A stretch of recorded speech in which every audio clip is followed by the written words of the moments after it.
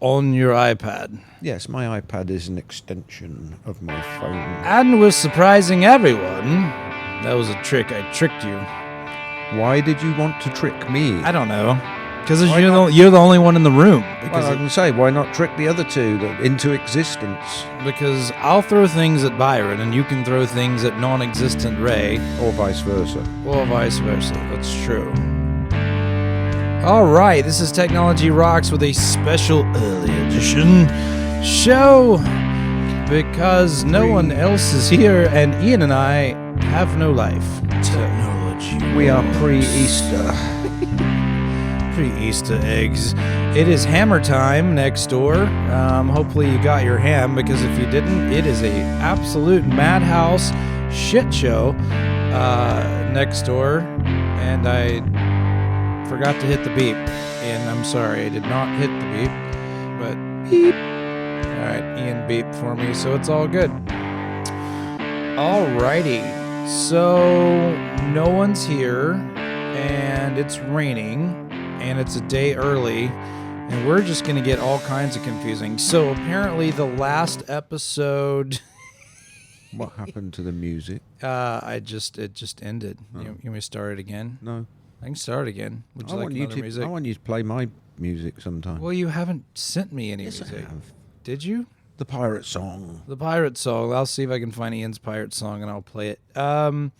Yeah. So apparently we did a little bit of pot stirring, ant bed hitting, and some of our viewers with very interesting names, mind you, like Tim Foyle, I think that's what it was. Yes, we buy his hats. Right, that's true. We buy his hats. And then I don't know if these two are actually related, but there was some by the name of D's and D's 23, but I don't know if they're related or perhaps married. Can we even say maybe they're betrothed? Maybe, yeah. Yeah, no, that's a pair of nuts. I mean, what kind of license would they need? I don't know.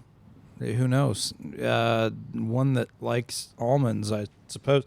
All right, so we had a couple questions, a couple different things. We're going to kind of jump right into those questions. Seeing if Byron said he wanted to call in.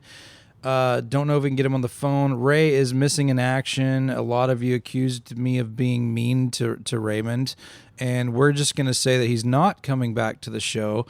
And this is a post-April Fool's Day thing. Does that mean it's a joke? Is April Fool's a joke? I don't know. What was the joke in the first place? There wasn't one. I was just trying to be funny. Apparently, you didn't find it funny because you have British humor. British humor. Yeah. British humor, very totally dry. Different, totally different, Gov.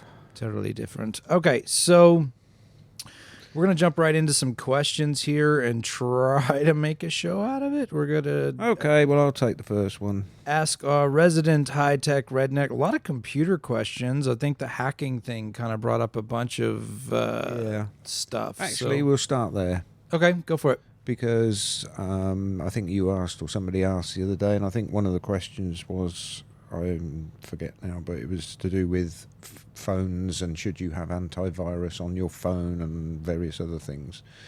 The main thing to do is to make sure that your phone is up to date. I was just following up on something called Dark Sword, which is an exploit that... Dark Sword. Yes. Is that a Byron product? No. No? No. It could be... don't want to get political, but it could be Iranian or North Korean hackers that are trying to disrupt. Oh, so that is one of the virus things. Well, it's an exploit that apparently can be buried in websites, and the websites don't even know about it. And if you happen to go to that one of those infected websites in your browser, that's all you need to do. It's not like you click on something. You'll go into a bona fide website, but this code gets injected onto your phone and takes over. But from what I can make out, it's affecting like older phones or ones that haven't been updated from like about iOS 18 which wasn't that long ago. I know we're on 26 now, but I think we went from 18 to 26. So I read about some of this. There was, and it was between 21 and 23, I think, and there was some variation that apparently people can send you things via Facebook Marketplace, like a link to click on or something like that. And if you click on this link before this update, this is why Apple has been really hammering for you to update to the latest firmware, that they can get into your phone and see all kinds of things because... Oh, they can access everything, apparently, without, Right. without you even Without knowing. you knowing, yes. Without you having Yeah. even clicked on anything. You just pulled up a website in Safari, boom. And it's done. And then we're talking everything. They've got access to everything that was on your phone. And it was basically all gets uploaded to some server where they can peruse it at their leisure and use it at their leisure, as they say. But anyway, so the moral of the story is, yes, you should be on the latest version. Even iOS 18 has had security patches. So if you've got an older phone that can't be updated to a newer version of the iOS phone software, you should still check for updates. Yeah, no, absolutely. I was, I know this shocks you. I was anti-update. I've been anti-update for a long time because I am, as you just saw, having to use a new computer. No, I did not buy a new computer. I stole Hannah's. But as you saw me trying to upload software to a new computer, I tend to go a little bit atomic when trying to deal with passwords and whatnot. So I'm usually anti-firmware update because they always screw stuff up. They reinvent the wheel. Right. And I'm like you. Especially with your pictures. Well, leave my effing pictures alone. I don't do anything automatic updates on anything. Right. But Windows makes you do some of them automatically. We will update your PC, with important security updates. And it's like, no, leave my computer alone. But Apple's the same way on iPad, whatever. Is that rain? Yeah. No, I wonder what the background noise was. No, it's definitely rain. No, sorry, I'm multitasking. Yeah, no, I've always been anti-update, which I can't multitask, by the way, as some people in my life, not mentioning any names, have said that we're men. We don't multitask. Exactly, I don't multitask well. I try to. We focus. Ian, I try really hard to multitask.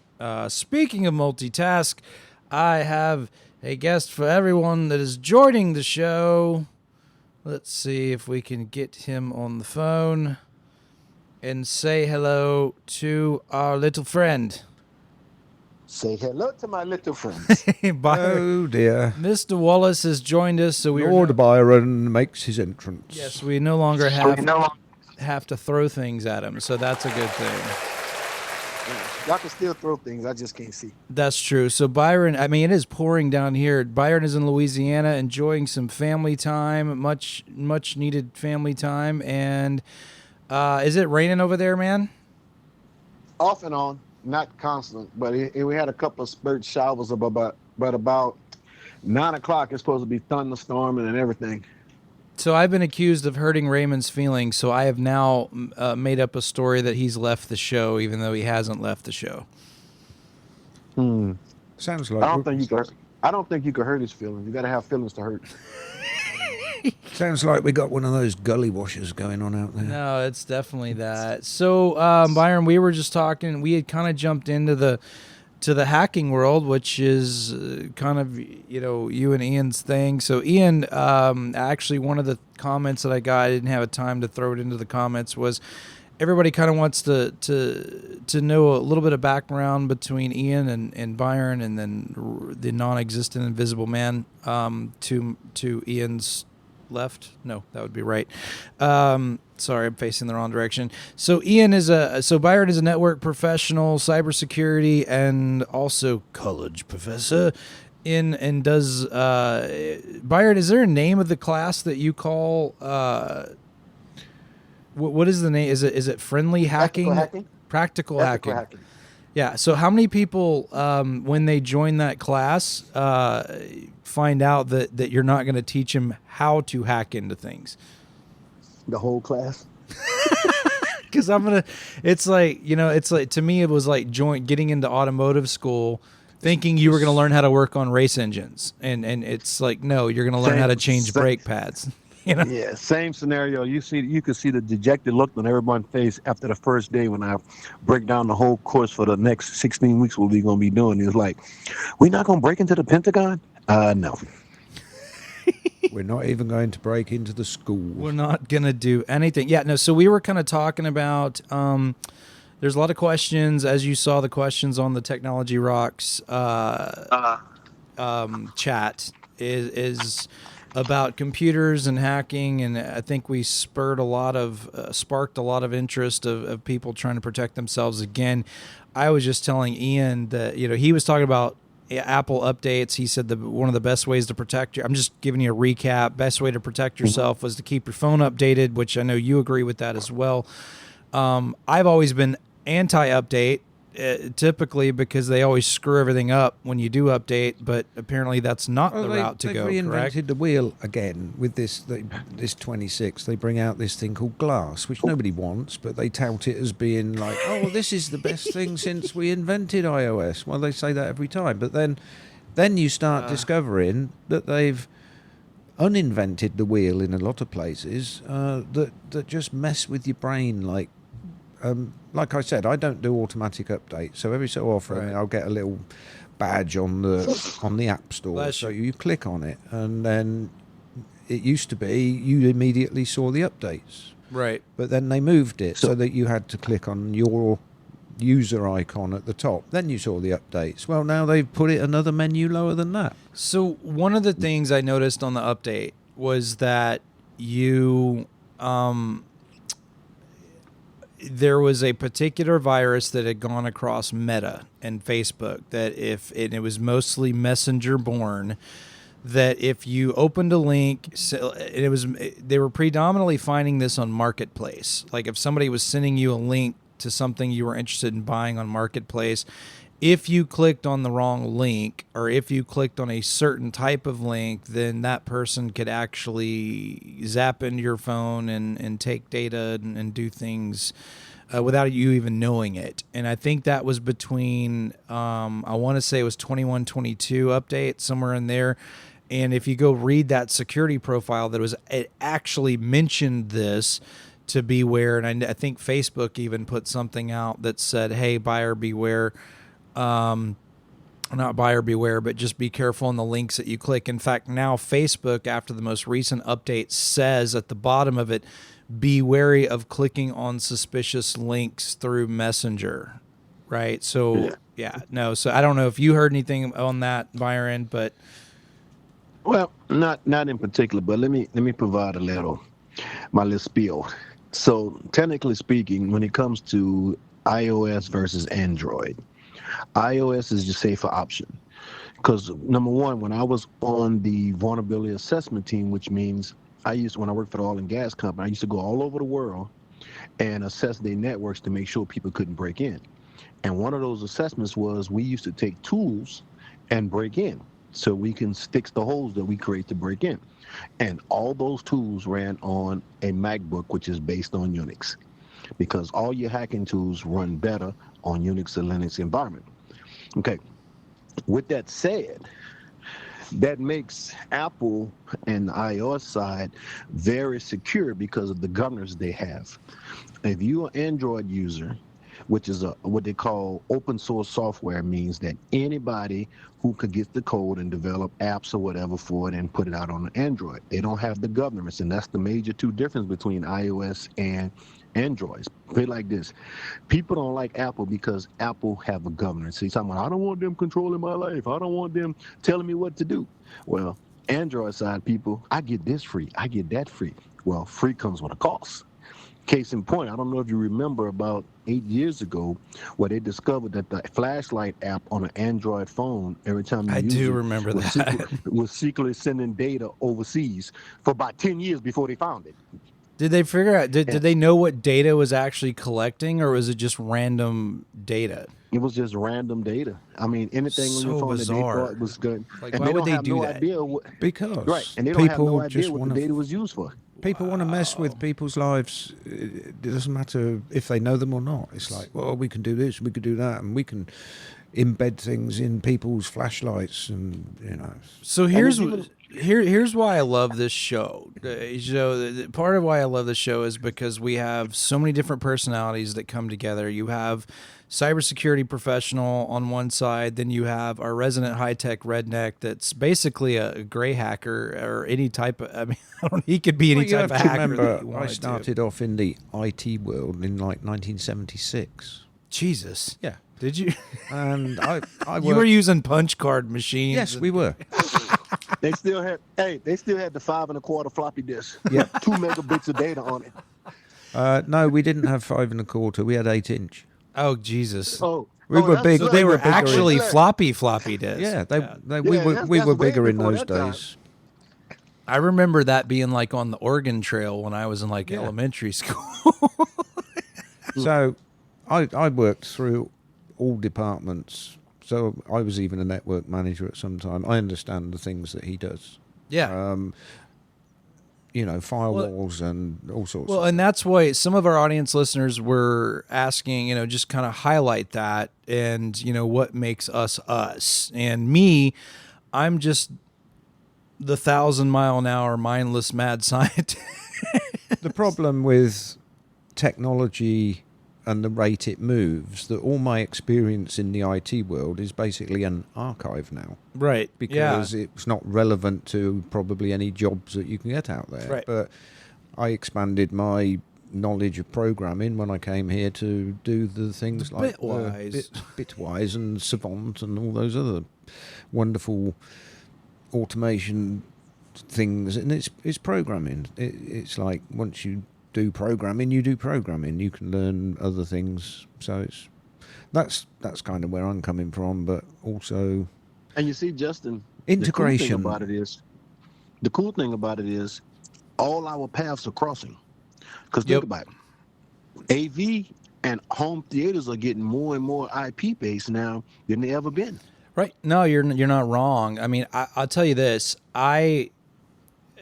And this is just telling on myself for a minute, I am not an IT expert by any stretch of the imagination when I first started this. So I would say it was back in probably 2011, 2013 when I met Ian, and he and I became, we were instant, oh, you speak my language. And it's just even in a foreign accent. And in a foreign accent, and I had direct access to a British accent, which I'm still working on to this day. Anyway, so that was what was so cool about it. And he didn't, I just became a sponge around him. And anytime I get around somebody that just, I find that's brilliant, it's one of those things where I listen a lot, and it doesn't shut me up because you can't do that. Nothing can ever shut me. We can try. I just haven't got anything to throw at you. I have the effects button, so nobody can shut me up until somebody takes the button away. So, but that's the cool part about it. And then I left the company probably in 2014, 2015 and started Define. And I remember being at a job site, and it was one of my first job sites for Define. It was a commercial job site, and I called Ian because I didn't know how to set up a router. I'm not even joking. I had asked Ian, I said, hey, this is the dumbest question you've probably ever heard. I am in Iraq. I was standing on a ladder. I had just put the Wi-Fi and stuff like that in. And he said, oh, what are you doing? What are you up to? So I told him, and then I gave him, we did a TeamViewer session or something like TeamViewer. I don't remember what it was. And then I watched him set up a router. And then he taught me in about 30 seconds everything I needed to know on it, because my mind works 1,000 miles an hour. And then I just take that bit of information and I bury myself in it. And And that's when I learned how to set up, Arachnus and Meraki and Cisco and Eero and all these. Well, Eero was way, way, way, way later because they didn't even exist back then. But that was, so, if you think about it, that was 2014, 2015 when I left. May have been or a little bit earlier than that when I left, and then I came back, and then here we are. So, but that was the interesting part, is very rarely can folks grasp things and then they take those bits of information and then they run with it. And that's why I love you guys. Because Ian's the same way. Byron, you're the same way when it comes to anything you're interested in. It's like, oh, I feel like you've kind of said, oh, you speak my language, and then we have 4 different people in here with 4 different backgrounds, but they all cross paths and come together in harmony. It's like a band, Oh, we're a boy band. A boy band. Yeah, it's a boy band. Yeah. No. We should be. We'll just be don't Rocks, say boy band. the You boy remind me of band. Boy George. Well, except that Byron can't dance, so he can't be the. I don't think he can sing either, but I don't know. Well, No, I cannot. he's definitely not the sound effects guy either. we need auto-tune over there. I'm the cable guy. I'm That- gonna hook the. that is- soundboard up that- and make sure it's working. That is bull. I'm the one that runs the cable. Good sir. Oh wait, you hook the cable in. You don't run the cable. Right. I'm the No, cable he just guy. I steals make the thing- look, cables. I make the things talk together. I make the things Yeah. that go together, and communicate. Well, and then I'm the protocol guy. Raymond, who didn't bother to come to the show today, but Ray, He is. Yeah, So y'all got Cardboard Ray. you're on his case again. He's in Austin. I know he's in Austin doing a secret mission. I don't know. Maybe that's his girlfriend's name or boyfriend's name. No, he's gone to see his daughter. I know. Just let me be mean. No. All right. So going back, so we have a hacker. We have an OG hacker. We have a hacker that doesn't teach hacking, but says he does. That's how they get people to sign up for his course. And then he just shows off his motorcycle. And then we have Mr. IMAX, who's not here, that we disagree on everything that's movies. So for the audience that asked, that's our kind of our background and No, you what don't. we do. What? You don't disagree on everything. That's true. When you had your movie session, just you two, you agreed on quite a lot of things. Oh, Ray and Jay's. Yeah. See, that was a popular episode. People loved the bonus episode. Byron, they don't need us. That's not it. Yeah. That was not it. They agree to disagree. Yeah, well, I can tell you this, and there wasn't a horse blowing his nose in the microphone on that session. That's for sure. All right, so Okay, back to the questions. No one's still in the amplifier, right? That's true, but it's already stolen. Hey, there was somebody that had a great quote the other day. They said, "Hey, if I always," how did he say it? He goes, "If I always owe you money, then you'll be okay, because someone out there, you'll know that someone out there owes you something, and you'll never go broke." Yeah, I agree with that. I know you would. That's what's known in the English language as an oxymoron, I think. Yeah, no, exactly. No, But Justin, I'm definitely but yes, sir. I give you a real case scenario. The former governor of Louisiana, Edwin Edwards, he went to jail for racketeering, but his motto was, "Look, I got my hand in your pocket. I'm taking $10, but if you stick with me long enough, I'll give you 5 of the 10 back." Oh wow. Now that's also a good Okay, one. so we talked about iOS. Make sure you So we do your talk- updates, update even if if you're you on an wanna- old version, like version 18, because there's an exploit out there, and they're talking about 200 million people So affected. it's cool that you just mentioned iOS up 18, because I'm actually got some information in front of me about iOS 18, that Apple is now going to release security dates for people that are stuck on iOS 18. Good golly, or even older. because of Dark Sword. Yeah. They did the same thing recently. I mean, I've got a really old iPad. That's It's what on I was just about to say. If you're rocking a really old iPad, iOS 15. yep. But they still put out security updates for But it. so what's the point of using one of those iPads, because you can't really, at that point, you can't go to the App Store, you can't download anything. Well, this is what I found when I bought this new iPad, and I transferred from the old iPad. But when you do that, Is that your under the influence iPad? yeah, this one. But you see, I had apps on the previous one to this one that are no longer available. Now, when you do the transfer, it doesn't copy all the apps and data, it just copies data, and then it downloads the apps from the App Store. So I get messages that say, you can't download this app anymore, and you can't download this app anymore. But I've still got iPads with it on, and it still works. So that's why I keep old ones, because there are things that I still need to use that are no longer available on the App Store. Gotcha.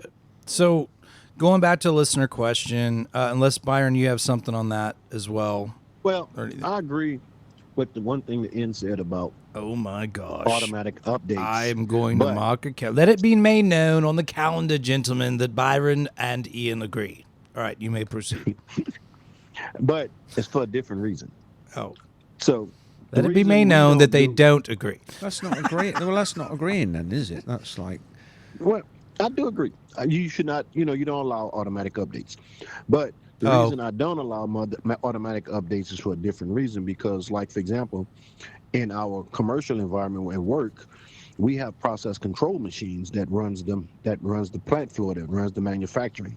So if you provide automatic updates and let them updates, we have witnessed in very few occasions that the application that uses to track all the pressures and temperatures and levels and everything used in the manufacturing process hangs up.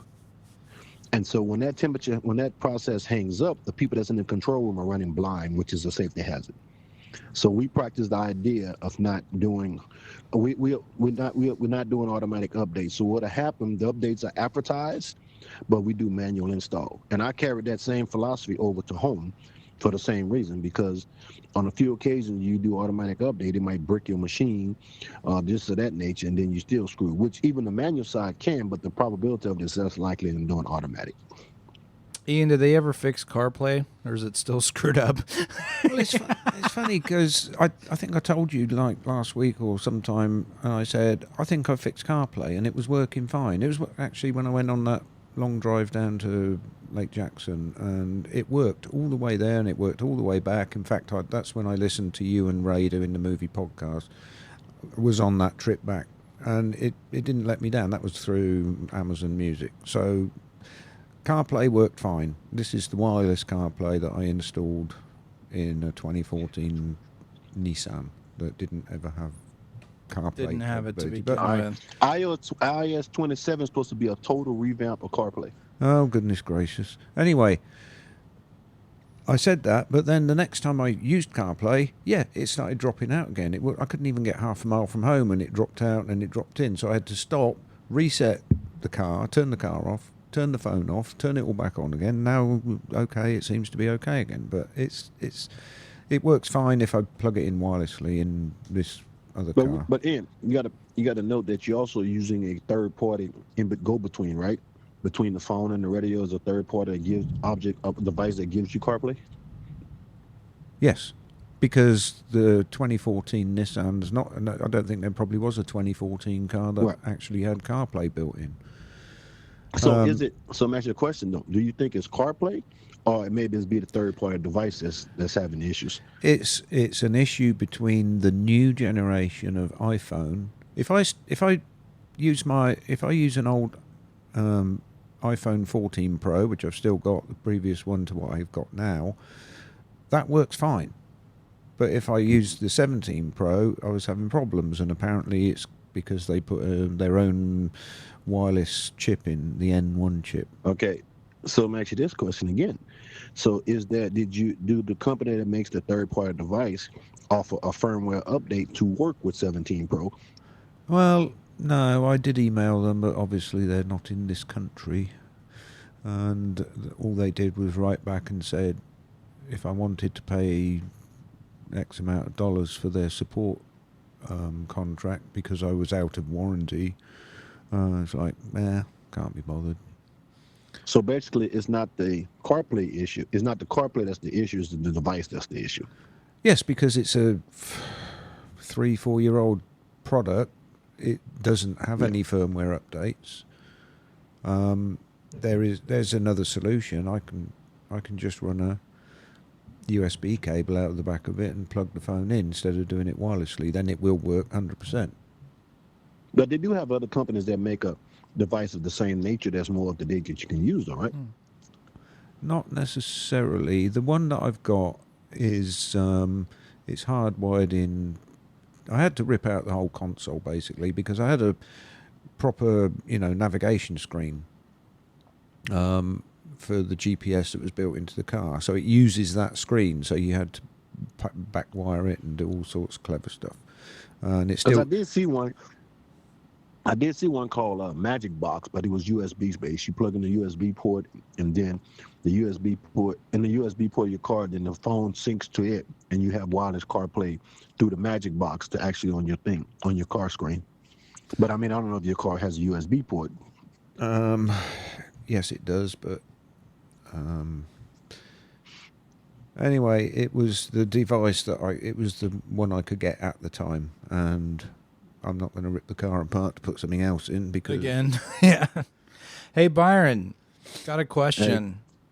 Hey. Mm-hmm. So did your TV suck so bad that Hisense offered you a $650 coupon?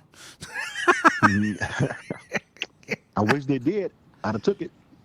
Oh, was that so? Did you really get that, or was that like an April Fool's thing? That wasn't an April Fool thing. That was a promotion by a company who's finna launch a class action lawsuit against Hisense for that. I forgot the name of the company. I have to go back and look. Wait a minute. How do you launch a class action lawsuit against a company for their product sucking that you bought? Like, I don't get that. It's like according to them, it was false advertisement. No, it's not false advertising. The product was reviewed, and it didn't do well on reviews, which is why when you asked about it, I told you to go with the mini LED instead of the QLED in that size category. But I mean, heck, if that's the case, people should have sued the crap out of Sharp 20 years ago. Because they released the most horrible looking 90-inch television 20 years ago. I mean, it was awful. But Justin, it's kind of like the commercial. Did you drink the water at Camp David during this time and that time? If so, you may be entitled to compensation. Did you use this model of earplugs? If so, call Tilson and Tilson. I don't know. But that's the same scenario with the deal with the Hisense TV. I thought it was hilarious. Me. Okay, gents. Back to the questions. That was a question, No, and it was a valid question. Well, that his TV sucks, and I just want to know if they were going to. That wasn't a listener question. Oh, that's true. That was a page he sent us from Facebook. So most of the listener questions are going to apply to you guys because it's just you guys. So, the first listener question we have is for Jeannie and Lyle Schaefer. So they're huge fans of the show, actually OG fans of the show. And she's kind of she's been struggle busing with her network and modem for quite some time. I just recently replaced her modem about a week ago, I think. And I think it was last weekend, as a matter of fact, when I did it. And it did well, converted well, Eero did well, all that, because they have an Eero system. And she says, is there a software that you can trust to help clean up your PC?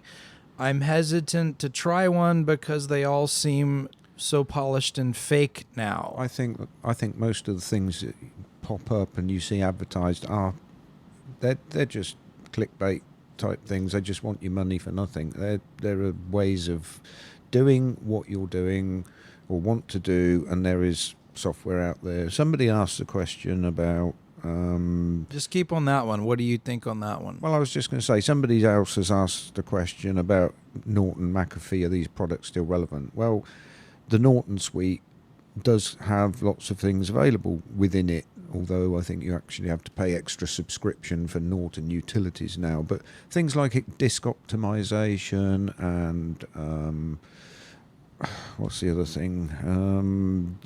Sorting through your junk and making sure that you haven't got a lot of crap on there. So, Byron, what do you have any? I would, but I'm saying that somebody asked, is Norton still relevant? or McAfee, and yes, they are, because they can come with those tools. But then you're paying a subscription model for X number of devices. So you're saying that Norton and McAfee basically have that cleanup PC type of program Optimization. Yeah. optimization. Now, All Well, right. you can get down So- to the level of what the Norton's doing with basically free software. And I don't know if somebody asked the question about CCleaner, which is a program that I've had and used for a long, long time, and there's still a free version of it, and you can use it to clean and optimize and do things, but it requires a little bit more tech savvy than just your basic user. my 2 cents is this. First of all, that's a general comment question. To clean, what do you want to clean? Now, take it. If you install drivers for certain devices and uninstall those devices, well, of course they lose remnants of it. So that's where CCleaner comes in, and it cleans the registry of those devices that's no longer get there and stuff, and get rid of those, all the scramblings. Now, optimization-wise, SSDs drives, unlike the old spinning drives, you don't have to defrag them. If Huh. you defrag an SSD drive, you're gonna kill it. So, because they're solid states, there's no moving parts, so it's nothing to, it's not remnants of data point all over. So a the spinning needle didn't skip on the record, is what you're saying. Right. Okay. Right. So the question, I guess the question is, my question to them would be, what are you trying to clean? And that would determine what tools you use to clean it. I think I Let me see understand. if I can get an answer from him. So yeah, you guys carry on. I think I understand what she's asking, and I explained this to you the other day when we were kind of pre-discussing it. And what I have done for many years, ever since I had a 386 or even a 286 computer, it's like with Windows. At some point, you overload the computer because you install this and you install that, and when shareware was out there, you could install. Okay, so I did see it. This was left off, and that's my apologies. When she says, just there's a couple things. VPN on. Okay, that's a different thing.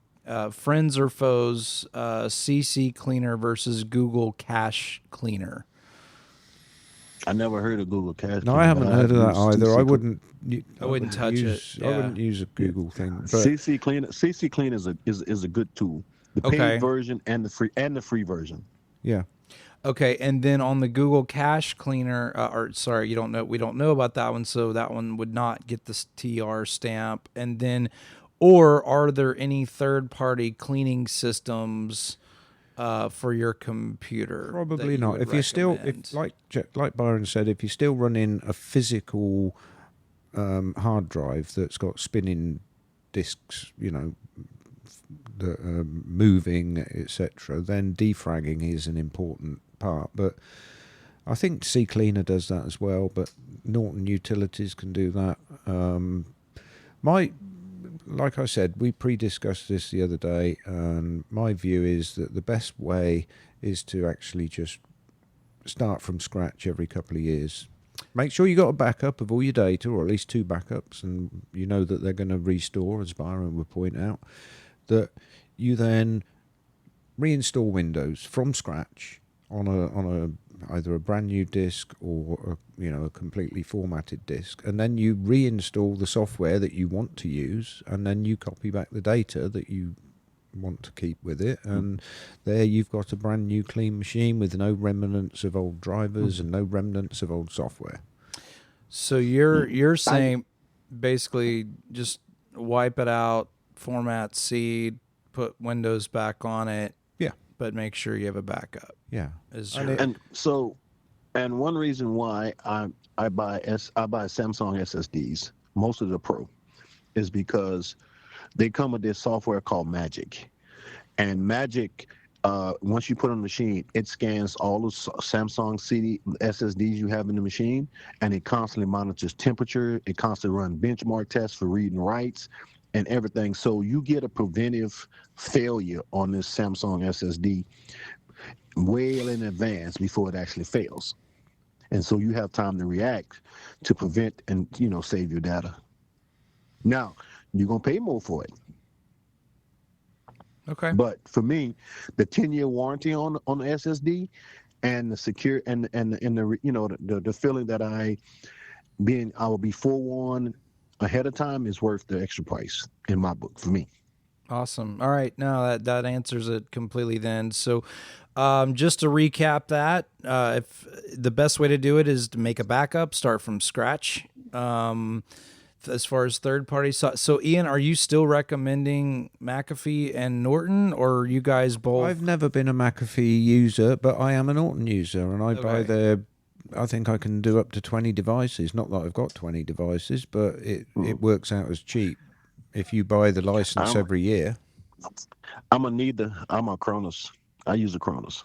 Kronos. Okay, add that one. I've never heard of either. That doesn't mean anything. I'm a dummy when it comes there's to a lot computers. there's a lot out there. I mean, I'm a good hacker when it comes to Mac and all that crap, but when it comes to PC, if you're on Windows, so out of it. there's Windows has its own built-in Windows Defender, which is the very, very basic level. But I would suggest you at least look at. There are free products like AVG, but I would say, I think looking at Norton, I haven't used McAfee for a long time. I don't know, so I would say that it's probably.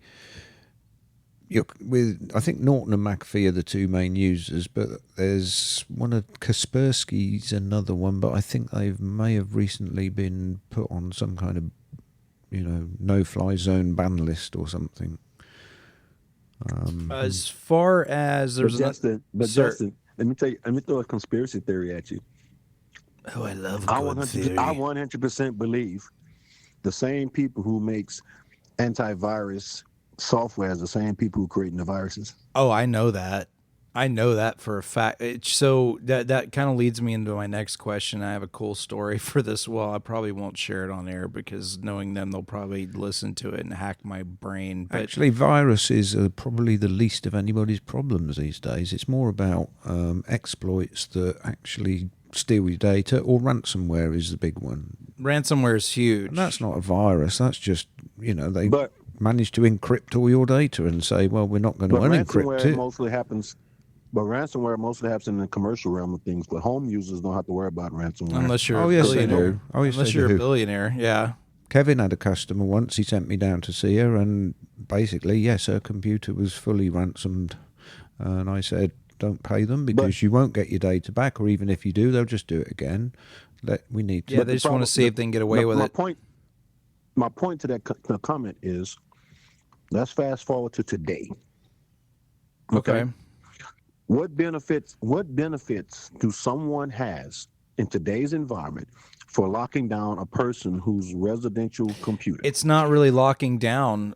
I'd go back and want you to pay to release it. You know what I'm saying? But they're taking over your machine and you can't use your computer, and they want you to pay to release your files. I'm gonna go back to Ian's original point about exploitation. I don't think it's about locking down anymore. I think it's about they found something and they're going to exploit it. And then they're going to, if you don't do X, Y, and Z, they'll exploit it, which to Ian's point, they'll probably exploit it anyway. But they're just trying to see what they can get away with. Right. And that's the whole job of a hacker. Sure. A job of a hacker is not to steal your information. It's to cause you the most distress and uncomfortability as possible. To disrupt your life as possible. The denial of service. A denial of service attack is not taking nothing. It's just not letting you access resources that you need. Right. Yeah, so that makes sense. It's taking something from the person, from the server end. It's affecting it's affecting their business, which means it affects their bottom line somewhere along the way. So, gents, right. And that's and that's the point I was making when I say ransomware is more on the commercial side than no, it did. I mean, because if you look, you see this on TV shows a lot, and a lot of it is on these crazy 911 TV shows and Law and Order and all these other things, Grey's Anatomy, all this stuff, where you see it happening in hospitals. Well, they're not pulling that information out of thin air. It's actually happened in a lot of these situations. Again, that's on the commercial side. Let me give you a sample. If somebody would access my machine at home and say, you're going to pay me $100,000 if I'm not releasing your files, you know what I would do? I'll unplug that machine and go buy me a brand new one. That's good advice. That's kind of what Ian said too. Yep. The problem is you and we would have backups, but like the person that you just say that to, it's like, yes, but all my pictures are on that computer. It's like, well, where's your backup? Well, they're all on that computer. Make a backup. Make a backup And of your test it. backups. Yeah. Yeah. And there's no reason not to. So, gents, another question leads into this. VPN. Can you kind of somewhat explain to the audience members what this question was about what VPN is the best to use, or for those that don't know what a VPN is and how it protects you, kind of take them into that, and then their specifically, dear Lord English, please, hinting So, Justin, toward let me one put- on Firefox. Let me put a disclaimer about VPNs out there. Okay. The majority of people believe that VPNs are 100% safe. They also And it- make and it- your things in your home not work because you're on a VPN. If Like yeah, Sonos. right, true. But let me tell you the catches. If you encrypt the traffic in the tunnel, then it slows down the network. So what you're doing is you're building a tunnel away from the outside world, and the traffic in the tunnel is going from point A to point B unencrypted. But you can build a tunnel from the outside world and encrypt the traffic, but you degrade your speed. But this is the catch. That's probably why. The way Okay, go ahead. I'm sorry. I just had a light bulb. But the way VPNs work is from point A to point B. When the traffic comes out of point A, it goes into the tunnel and it gets encrypted, and then it gets to point B, and then it gets decrypted. But it's called a man-in-the-middle attack. If you can, and it's very difficult to do. It's very difficult, but it has been proven possible. If you can catch the traffic when it comes out of point B before it goes into the tunnel, then the VPN tunnel is useless to you. You're just riding on the coattail then, right? Right. But that is very, very, very difficult to do, but it is possible. So take me into what you just said about slowing your network I think down. I think before we get to that, it's like there's kind of different types of VPN, and the type of VPN that Byron deals with, that he's talking about with encrypted tunnels, is for peer-to-peer, where you're connecting from a home computer over the internet, which isn't encrypted, but you're connecting to a computer back at where you work, which then puts you directly onto servers and things as if you were on that network. The VPNs that people are asking about, like, Is making them look like they're in Florida, Yeah. or making them look like And those- they're But in, they still connecting to commercial servers. The commercial servers is just located in different, like say I use unlimited VPN. It's a home use VPN. So when I was in Jamaica trying to run a Zoom, it told me it could not run Zoom because I was out of the region. Okay, cool. I cranked up VPN and connected to a server in California, then Zoom worked fine. So when you do residential VPN, you still connecting to commercial servers that's masking your IP address to make it the outside world look like you local or wherever you at, so you can't, like on the spy shows you see, well, let's trace his call after 3 minutes. Then it's like he's bouncing all over the place. Same scenario. right. Yeah, no. So I've experienced this in a little bit different way on the home automation side and programming side. And I'm just going to throw this name out there. A client by the name of Stephen Foster, wonderful, wonderful human being, called me one day, and he always gets mad because when I don't bill him. But so he called me and said, Stephen, I know Mr. Foster. Mr. Foster. You So bill me. so he called. No, you steal things. I don't bill you. Digression. You steal things. No, so Ian, do he bill you in? so no. He doesn't even supply me, let alone bill me. No. So, well, again, yeah. All right. I digress. So he says, Justin, my Sonos isn't working. This is when the light bulb that just went off because of what you said. He said, my internet is horribly slow. I can't get things to work. And can you just come and kind of look over things? It's doing it right this second. So I said, because that's always my first question. Is this an intermittent problem or is it doing it right now? Nope, it's doing it right now. Perfect. I'll be right over there. Jump in the truck, go over there. grab my laptop, do all this stuff. So I get to his house, and the first thing I do is I turn on his home theater system and I run the Nokia speed test on his Apple TV. I have never in my life seen an Apple TV plugged in through Ethernet break a gigabit. And this one was like 1,015 download, 999 upload. And I'm like, dude, what's the problem? Like, so I check my phone. My phone is within 100 of that, or 150. I'm like, still not duplicating this. And so I said, okay, well, let's go look at your laptop in your study. So I did that. I went to laptop in the study. Study was fine. It was two particular iPads in the home. And I said, well, this is really weird. And so I set his iPad right next to my phone where I just did my speed test. I did my top 10 rules, or not top 10, top 3 rules before doing a speed test. You close all the apps down, you close the browser down, close all the thumbnails down, get all the crap that's running in the background, close it all out before doing a fair speed test, because that'll give you the most accurate speed assessment. I did it on his iPad, on this problem iPad. And then as soon as I did it, his download was 350 and his upload was 50.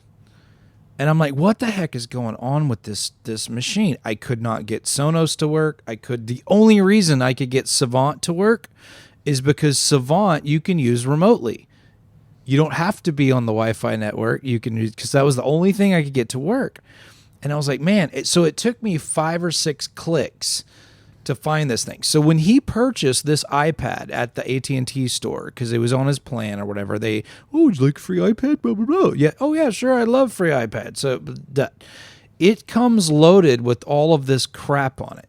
And some of that crap, there was a Norton antivirus, which I didn't know existed for iPad, with a VPN running in the background on his iPad. And then I saw that and I said, Mr. Foster, do you mind if I turn this off for a second? It's a hunch, but let me just see if it works. He also could not the whole thing started as he couldn't connect to his printer, right? So the iPad, he couldn't AirPlay. He was trying to print plane tickets out, couldn't print anything out. Turn that thing off, boom. Speed jumped up to 850 download, 700 upload, and that was it. It's when you just said that thing about affecting speed and performance, that's when the light bulb just went off. But I didn't think that would affect speed that way. I just knew that it wouldn't work with Sonos. It would work limited with Savant. It was hit or miss with Savant. It just Kaleidoscape it would work. A couple things like that. But I had no idea that it would actually affect speed the way you just said. Yeah, my son uses the VPN Unlimited at school to bypass all the school restrictions for where you can't go here, can't go this and that. But guess what? When he does that, he could go to all the websites, but he can't get his mail because we use, we use a client to get mail, like the Apple on your Apple phone. You pull all your mail into one Apple Mail. None of his mail come in when he uses it. Yeah, no, this thing totally screwed his iPad up. It screwed the other iPad up. He was running it on the other iPad, and he was running it on his phone. So whatever cell phone provider that he bought this thing from, and I said AT&T, it may not be AT&T, it may be T-Mobile or Verizon or somebody else, but apparently they had a promo where they were uploading this thing that, by the way, you paid extra for. You paid a monthly thing to have this VPN thing, and it was Norton. It definitely was Norton. The problem is it was so annoying when you deactivated it, and it reminded me of like the OG Windows computers, that it would just pepper you with, you're not protected. You're not protected. Oh, by the way, you're not protected. Like literally every 2 minutes, 3 minutes. And so finally we had to uninstall it completely off of his devices to get it to go away, and then his performance returned. So it was actually, but I did not realize that it could affect speed that way. Oh yeah. And that's the biggest thing is, and to me, this is my 2 cents. If you're going to create if you're going to use VPN and don't encrypt the traffic in the tunnel, then it's totally useless. So moving into the next question, Ian, do you have anything else on that one? Yeah, I was just looking at that. I would say if I was going to get a VPN, other than I think I've got the Norton one because I've got Norton 360, whatever, but I don't use it. But I would say that the name Proton comes up again as we talked about last week. We were Right. talking about the online storage. I'm not calling it cloud; it's online storage. They do a VPN. They do mail, VPN, online storage, big, and I think quite trusted company based in Switzerland. So there we go, Proton VPN. So this next question is from Buzzball, and Buzzball, if that is your real name, I'm sorry that your mother may have hated you. So, his question is valid. He was referring to the last episode about Justin's day with a hacker, and he goes, with all the crazy stuff out there, should we be considering antivirus for our phones? I think I just kind of preluded to that with the last how chaotic it can be on a phone. But gentlemen, what do you guys think on that one? On an iOS system, my 2 cents would be no. Okay. Because there is no data, no reports published that an iOS phone has ever been hacked. I might dispute that, but there are exploits out there. Doesn't mean they've necessarily been hacked, but What do you mean by hacked? Let's just start there, first of all. So your phone, you went to a app or something on your phone, or went to a website, Justin's the and peacekeeper. it downloaded something to your phone that made your phone deny service to a resource you was trying to use, or it brick your phone, or it lock your phone, or it disrupt your daily phone use in any form or fashion. So that's not really. I think it's more. And I don't know. This is why some of these people need to call in so we can kind of get into the nitty gritty of the question, because we can only interpret what we can interpret from the words on the page. But And my comment, my comment was, I'm not saying there's not exploits or things out there. I'm saying there's no published reports that those things have affected and did anything to the phone. Do you consider data breaches a hack, or are you referring Yes. to more of a That's a virus? Okay. Data breaches is a hack. Okay, because there have been some data breaches, and again, that's when I kind of alluded to that meta thing where you clicked on the wrong link. A lot of these meta links that you're seeing in Facebook Messenger has to do with real estate. Like if you're looking for a house, or you're going to looking at a car. Yeah. These people, we'll find a house for you, we'll find a car for you. Click on the link, and then that's kind of when they get into your stuff. So where are they pulling the data from, though? Are they pulling the data that's your data on the Facebook server? Or are they pulling that data straight out your phone? Don't know. Because you can click on a link. You can click on a link in an email that would break and give access to your data that's on a server, say like in the cloud or anywhere, but it's not necessarily pulling the data off your actual phone you holding in your hand. See, like the flashlight app on the Android was actually taking the data out the phone that's you being held in your hand. That's two different scenarios. You know what I'm saying? It's two different spectrums here. Okay, so kind of looking this up here, I'm kind of looking into it right now. So it says, all I did, ladies and gentlemen, was typed in Facebook Messenger hack, and I got a couple of articles from Engadget and Wired and the normal things. But most of this, just like you just said, Byron, most of this requires you to interact with a link to a file or scam rather than receiving a message. Common tactics include phishing for credentials, sending malware via attachments, or hijacking accounts through fake friend requests and urgency. So,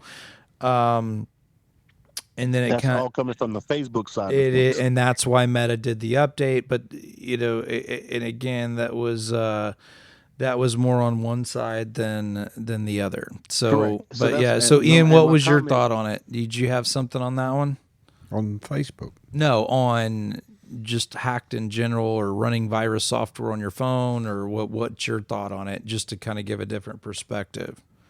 My perspective is that if you keep up to date with security patches and updates, you're probably 99.9% safe. So you don't see that it's necessary? I think then. running things on your phone, and like I was talking to you earlier, I don't generally use the browser on my phone about once in a blue moon. I don't do email on my phone. It's a phone.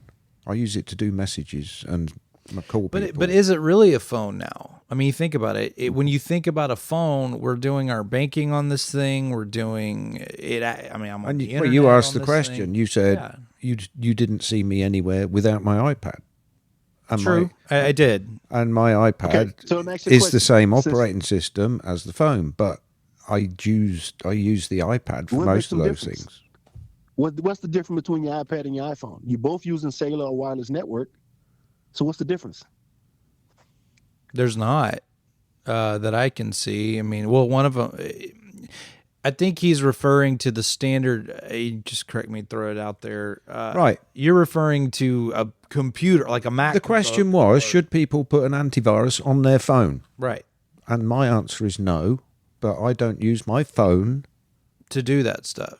I didn't answer. I was not asked and did not answer the question, do I run an antivirus on my iPad? Oh, do No, you? But Ian, the question I have is, you say you don't use your phone for those type of things, but you use an iPad. And my question is, what is the difference? Because they both use Wi-Fi network and they both use cellular network. No, the difference in I think you missed. No, my iPad does not use cellular. Oh, it doesn't. So, well, no, I think you missed the question. I think there's an I got the question. I was just referring question to Ian. No, I know. And I think you misunderstood what he was trying to, I understood what he was trying to say. And I think you kind of missed it on one point of that. If you go back to his original, as he bites the microphone, he said he doesn't do X, Y, and Z on his phone. I'm assuming, I'm just throwing a shot at the wall, spaghetti on the wall here. I'm assuming you don't do it on your phone. And I don't do it on the iPad, but that wasn't asked. Is there a reason you don't do that on your phone? That was the reason. That was the question I was asking, because I assumed that since you didn't do it on your phone, you was doing it on your That's iPad. why you're doing it on your iPad. What I do on my I got iPad, I'm not going to install all the things on my phone that I've got on the iPad, and I am specifically very much not a Safari user. Apparently, Byron's motorcycle revving a just Harley. pulled up. Yeah, I use different browsers on the iPad, and I do have a VPN that I can use on the iPad when I need to or when I want to, but I generally don't. You're just doing that to watch Astros games. There is that.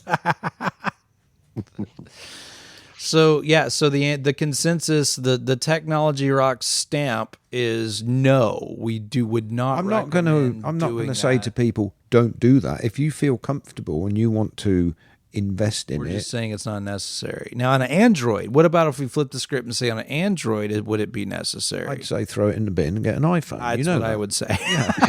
Yeah, I mean, if I had to compare the two, and between the two, I would definitely put it on an Android versus an iPhone. Yeah. Back to my previous comment, because of the governance.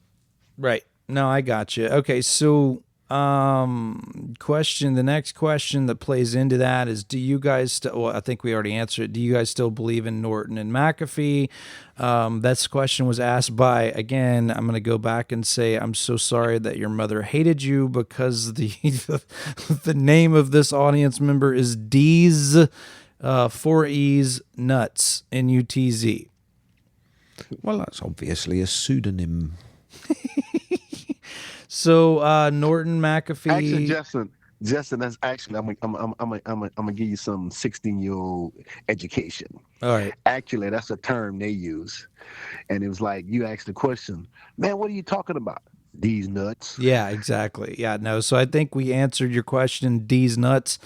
For which I would just wrap it all up and say, yes, Norton has a product. just not on Apple.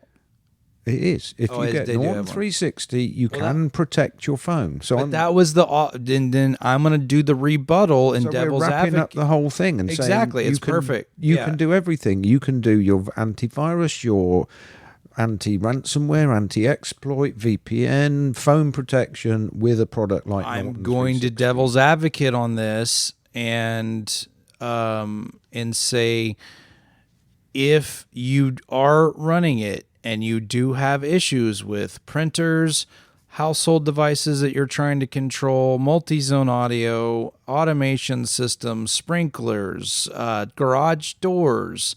Well, probably not garage doors because they remote whether you're home or not.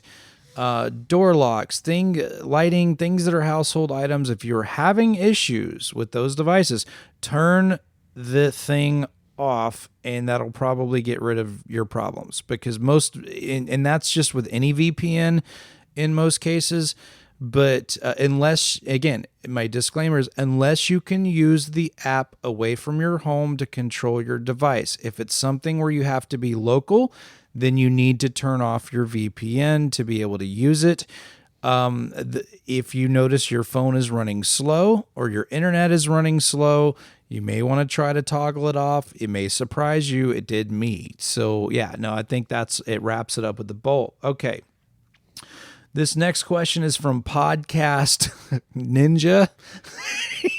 He wouldn't look out of place in this studio. It's true.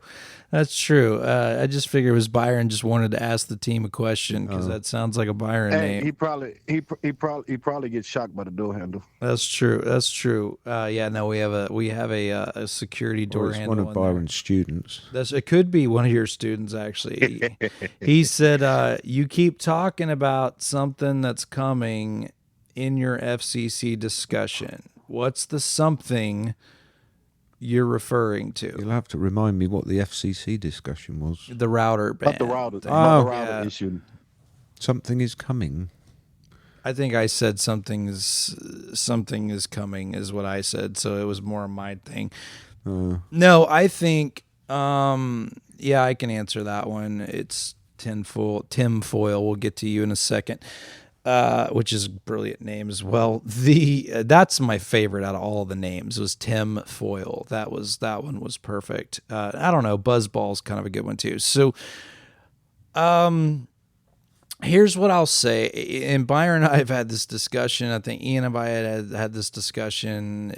My theory on the next thing hopefully never if or when, to hit the United States is it's going to be a different type of warfare. It's not going to be warfare. It's not going to be guns, bullets, bombs. It's not going to be an act of terrorism. It's not even going to be a biological weapon or any of these weird, scary things that everybody wants to conjure up. I think it's going to be technology and infrastructure based. And that may be an overreach for saying this has something to do with the router stuff. I don't believe so, Justin. I don't believe it's overreach, because if you watch the movie Countdown to Zero Day, when you watch the movie Countdown to Zero Day, it's the picture perfect ending of the world. Right. Yeah. Well, there was another one. Ian just shocked himself on the door. There was another movie that was. Hey, well, when did Countdown to Zero come out? It's about, I want to say about 5 years old. Okay, so this one came out It was based off a book. It's a movie made off the book that this lady wrote. I forgot her name. And it's kind of, believe me, it feeds directly into what you were saying. Right. Yeah. No, and to me, there was a movie. In fact, I need to look up. Let's see here. I'll look it up. It was called. It was one of the Jack Ryan movies.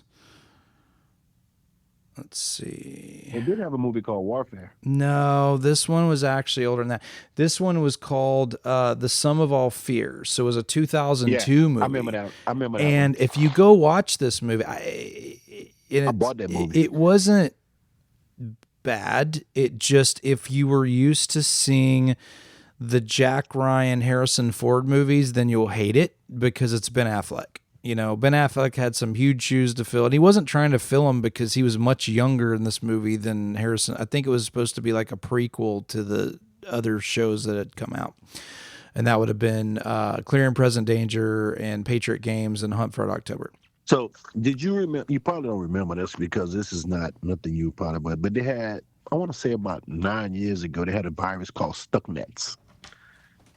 Okay, Stucknets was a virus they took 7 years to build, and they tested the virus in different parts of the world, and people just thought it was, they didn't catch on to the testing. But the Stucknets affected machines all around the world. It shut down the government for 4 or 5 days. It shut down Wall Street. Right. It was huge. And no, I don't remember that. When did this happen?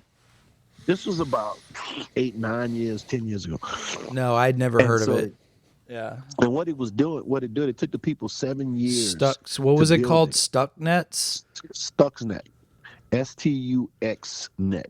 Okay. And what they did is these people, so you got antiviruses on machines. So they broke in the building and stole digital signatures to add to their virus so the antiviruses on the machine could not catch it. Okay, yeah. So that's how.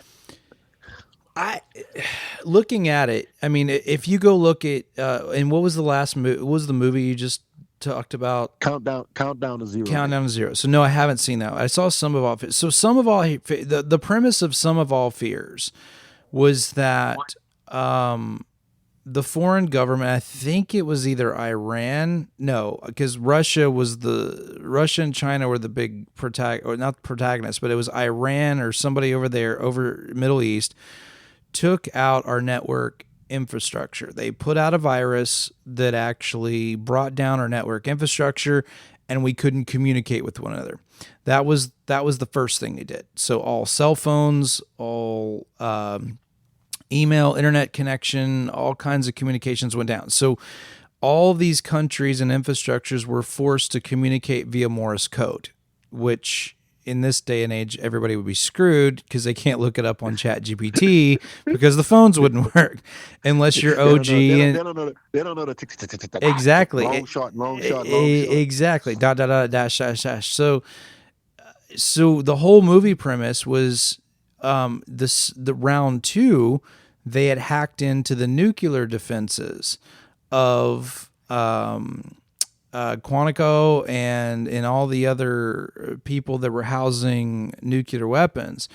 And the rules is when those bay doors open, then the way all these things work, allegedly to the movie, the other country gets there's a radar tick that goes off showing that nuclear weapons are armed, or everything's ready to go. And so they had even though they hadn't done it yet, they had hacked into these machines, and they said these doors are open and they're ready to fire and red alert and da. And so that was phase 2.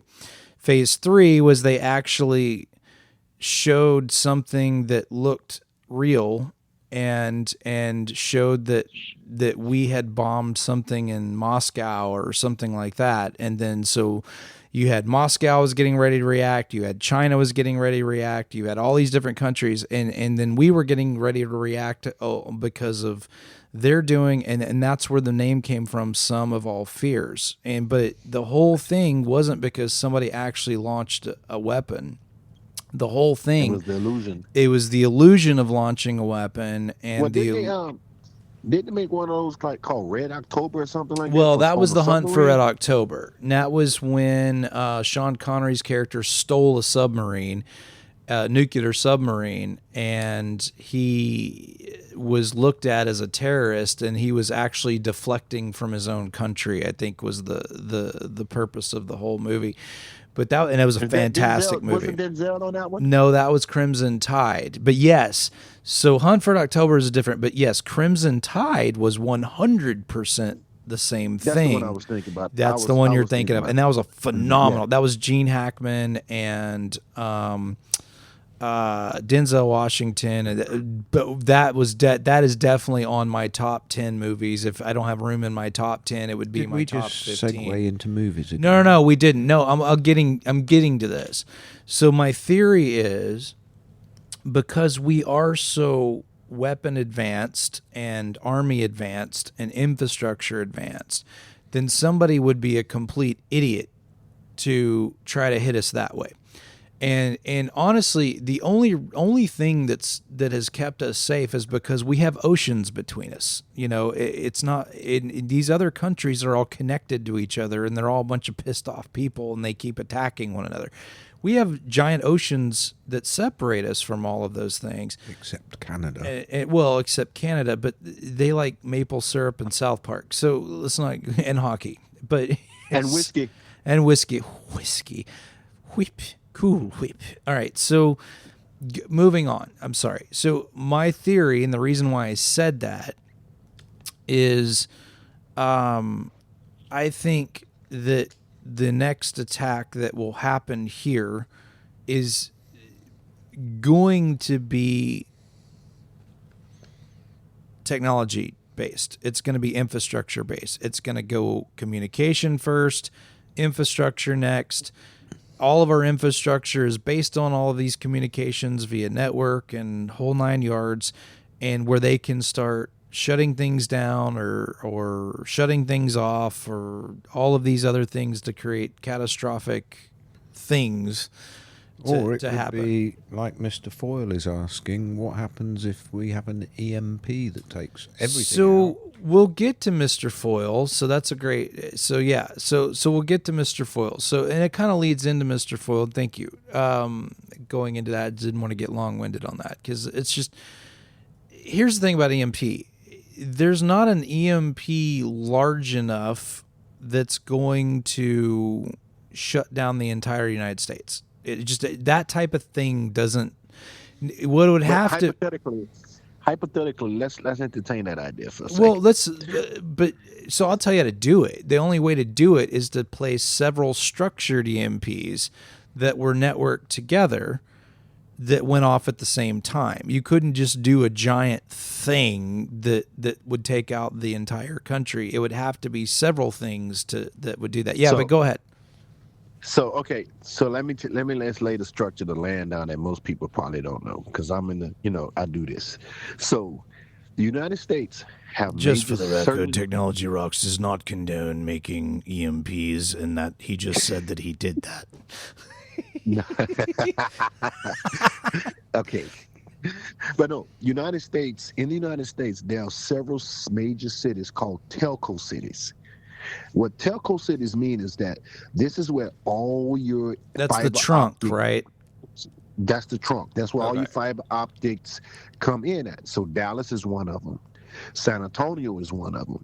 It's only so technically speaking, in order to address the caller's idea, you would take out those trunk cities first. And if you take out those trunk cities, then we're in the predicament that he's describing. So, for example, we wanted to before San Antonio became a trunk city, we wanted to put a data center for the oil and gas company in San Antonio. Describe what an EMP does, Byron. Like what is it? So it's EMP is an electromagnetic pulse, right? Right. So let's look at it like this, like a logical bomb. A virtual logical bomb. You realize that we are going to get network. so many hits and listeners on this show, But it's like a logical that we don't bomb. want. It's like a logical bomb planted in your network. Thank you, tinfoil. That is designed to go off at a certain period of time. So let me just. But how does it work? Okay, so we know the B word, but how does it work? Like, what does it do? Well, it depends on what it's programmed to do.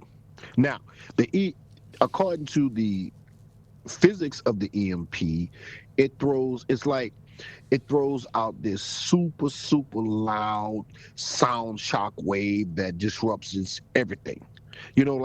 Disrupts or destroys? It depends on how powerful it can do both. Okay.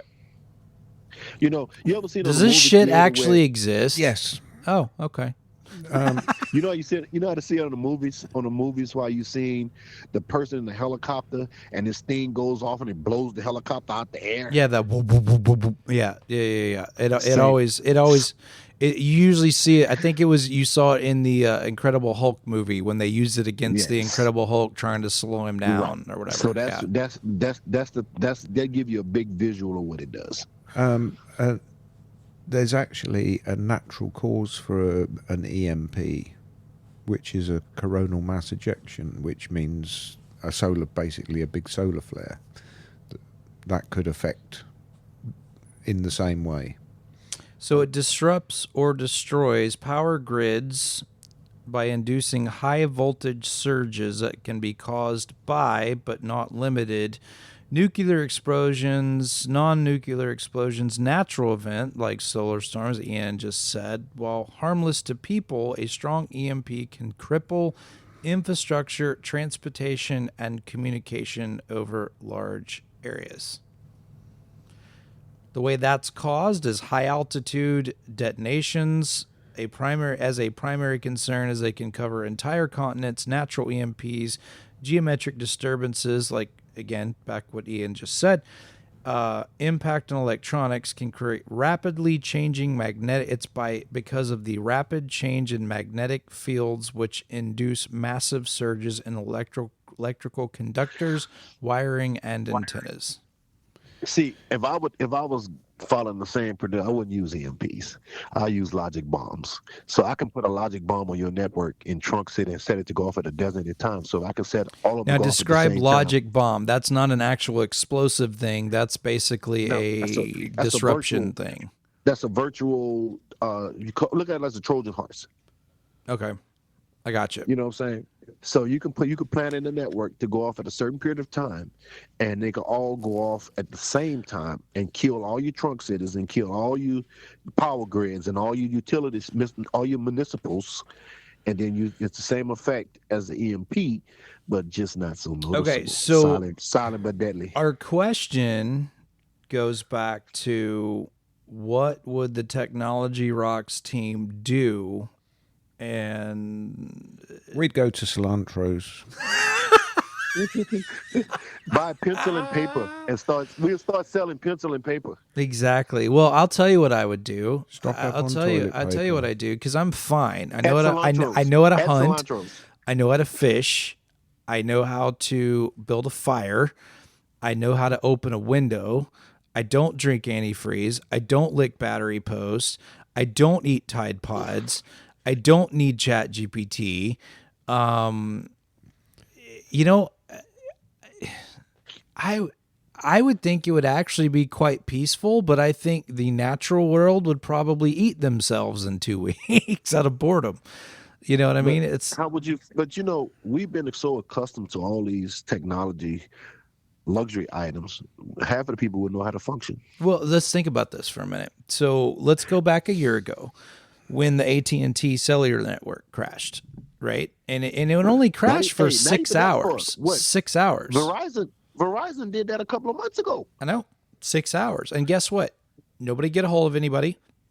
I was actually on my way to a service call. I forgot her address and I did not know. I couldn't text her. I couldn't text the homeowner. So I couldn't. I was like, okay, can't. So I had to drive all the way to the office, which we were in Xfinity at that time, call her landline, didn't even to see if their landline, her and her husband's landline still worked, and they did. It worked, and just to say, hey, I need to get your address. My Maps isn't pulling up because I couldn't get Maps to open. I couldn't get anything to open. I think half the people wouldn't know who to call because they don't know their own phone numbers. I think they don't know how to drive anywhere. I think I would be fine for a minute. I mean, it's like I would be bored, but I would find stuff to do. But I think the average person, like if you take your son, I think his head would spin. I think if somebody that's internet dependent. This dude goes in a depression when he can't find a freaking TV remote. Well, and that's the thing. I think there's a running joke in the IT world that if you want to see your family, you turn the Wi-Fi off, because then everybody shows up in one room really fast. You know what I mean? But So Justin, let me tell you how to again another I'm 3 for 3 on conspiracies today. right. So I don't know if you remember. I want to say it's about almost How do about we 10 know years that ago. Byron isn't tinfoil? He could be tinfoil. Hey, watch it now. Hey, but about 10 years ago, you remember when United had to shut down all the operations across the world, and Wall Street shut down, and the Wall Street Journal newspaper website was inaccessible. And what excuse did we get? United told the A public, firmware update was what we got with right? We AT&T. say we lost United. Look, United told the public we lost a router. Okay, so you got one router that controls your whole operation all across the world. That one router still caused Wall Street to shut down. You know, Wall Street don't shut down for nothing. Right. And Wall Street shut down and say, "Oh, we had computer problems." Well, and that's my general point about this FCC thing. And that's why I said I think they know something's coming or something has tried. And or they have intelligence that something is trying to do X, Y, and Z. I don't think it's just, yes, there's going to be money exchange and cash involved. I totally get that, understand that, accept that. But the disagreement between Ray and myself on the previous episode was had to do with, he understood the economics part of it. Yeah, no, I get that. But this is not about economics. Eero moved economics because Amazon wanted to capitalize on Eero. Eero was already in stores. They were already being distributed. They were already selling on Amazon. You could even find, in fact, they even approached Apple to see if they wanted to buy them. A broker did, and that was the dumbest thing. Apple totally should have bought them. Absolutely should have bought them. But so. And it's not that we don't have the infrastructure to do it. It's because it was a monetary decision, not because we couldn't support building that stuff. So that was one of the disagreements there. The other disagreement is despite political affiliation here, I think there are certain things you got to get past the stupidity and all that, or not even stupidity, the ignorance and all of that. And it's like, you have to look at the situation for what it is. When they did it in the security industry, absolutely they did it. You know why? Because they were spying on airports. They were spying on docks. They were spying on security sensitive areas, and they had proof of it. It wasn't just they had proof of it. They had proof that these NVRs were being hacked into by the manufacturers that created them, or somebody that worked for the manufacturer that created them. I think there's some sort of thing that has to do with that. Now, Byron, I said this to, I may have said it to Ian, but I'm going to call it Bian. So Bian, I may have said this to both of you over the past few days. In the span that in the 18 years your iPhone has existed, when have you known Apple to release this many security updates?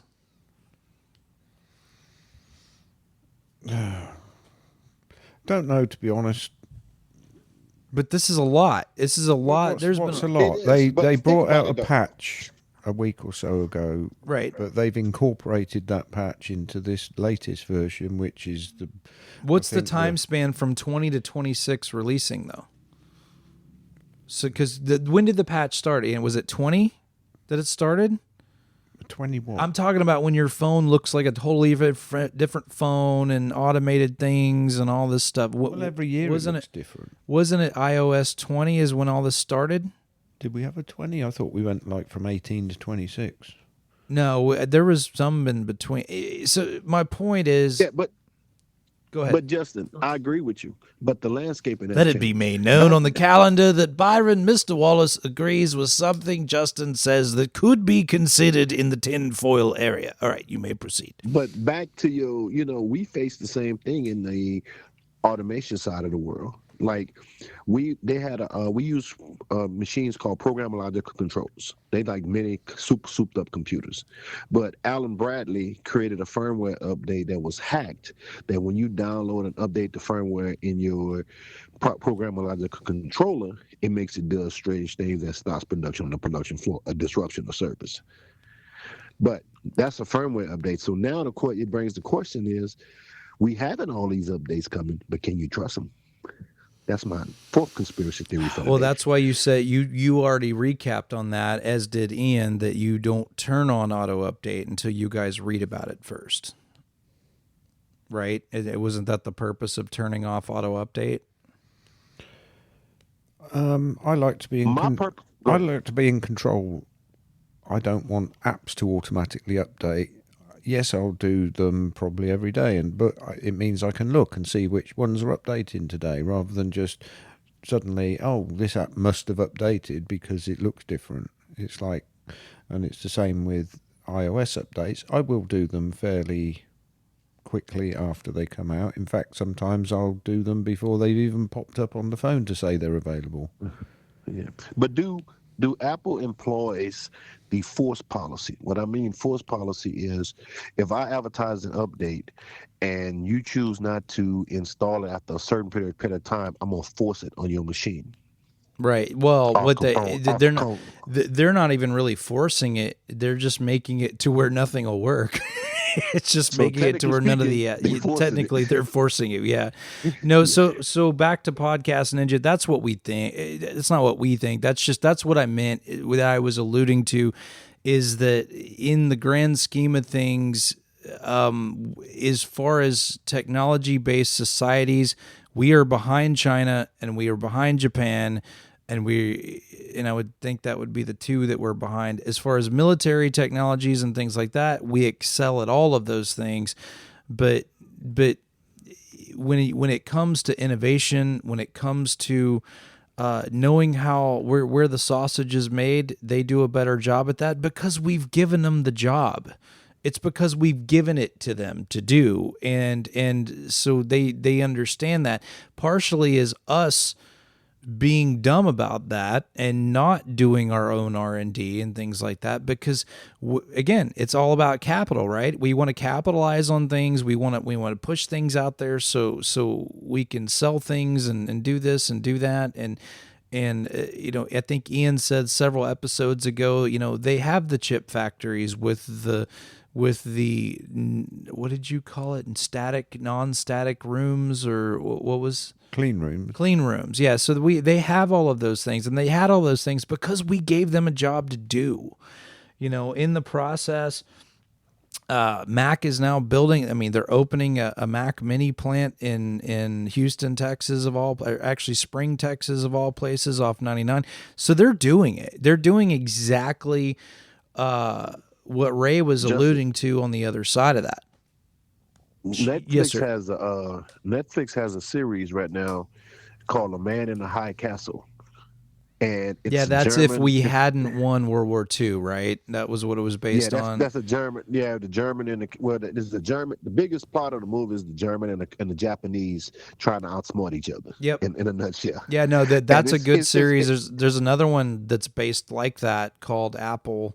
It's on Apple TV, or Apple. What do they call it? I think they call it Apple TV, which is stupid because it's on Apple TV. But it's the Apple TV Plus. There you go. Thank you. I was struggling with that. Yeah, what's the name of that one? I was going to look that one up. It's called For All Mankind. No, that's the one where they flew to the moon. Well, no. For All Mankind is very similar as The Man in the High Castle. It's if Russia went to the moon first, and we didn't. And what the economic effects and other after effects happen if they had gone to the moon first and did all the other things first before we did. It's kind of an interesting twist on but things. What you said about I don't know. I'm trying to remember all the different things I've seen, but it's to do with if we had lost the war.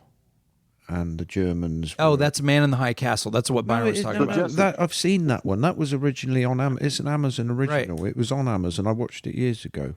It's like 3 seasons. Right. Yeah, and I've seen them all. It was on years ago. because it was I'm on not sure Amazon. which one you're talking about then. The Man in the High Castle. Well, It I was know on- what you're saying. Yes, I'm just but not sure I what just you're recently asking. read about something new, TV series or movie. Oh, that I don't know. Where it's a similar thing, but it's German occupation of part of the eastern part of United States, but it's not the same. It's not the Man in the High Castle. It's another thing based. It's a on thing the like that. No, I don't know that. We'll have to look it up. No, because The I Man in always the White House. do what. The Man in the White House. Oh, dear God. No, not going there, or political, and moving on and soldiering forth.